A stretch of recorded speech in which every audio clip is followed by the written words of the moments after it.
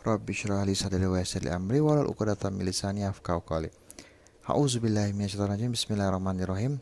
Ada pertanyaan, apakah alat pengganti air dalam bersuci?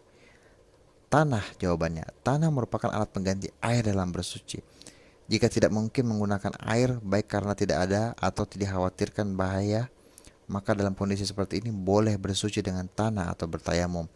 Cara tayamum adalah hendaknya seseorang menepukkan kedua telapak tangannya ke tanah, lalu mengusapkan kedua telapak tangannya ke wajah, kemudian telapak tangan yang satu mengusapkan ke telapak tangan lainnya. Tayamum ini hanya diperbolehkan dalam membersihkan hadas, bukan untuk membersihkan khubuts, benda najis yang mengenai badan, pakaian, atau tempat.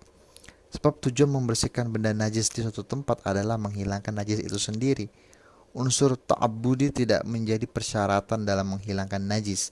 Maka seandainya benda najis itu hilang tanpa kesengajaan seseorang, tempat yang semula terkena najis sudah dianggap suci.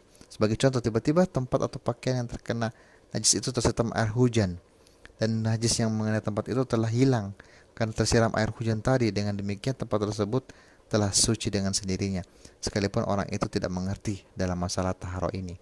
Berbeda dengan cara membersihkan hadas, karena sesungguhnya membersihkan hadas merupakan suatu ibadah untuk mendekatkan diri kepada Allah, maka ia harus mempunyai niat dan tujuan dalam bersuci. Pertanyaan lanjutan, seseorang terkena najis, namun ia tidak dapat menghilangkan najis tersebut, apakah ia tidak diperbolehkan bertayamum?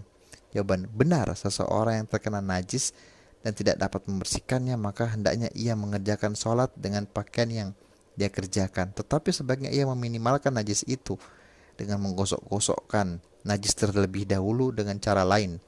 Apabila najis itu mengenai pakaian misalnya, sedangkan dia mudah melepas atau mengganti pakaian tersebut, hendaknya ia melepas pakaian tadi dan mengganti dengan pakaian yang lain. Subhanaka Allahumma wa bihamdik, astaghfiruka wa atubu ilaik. Wassalamualaikum warahmatullahi wabarakatuh.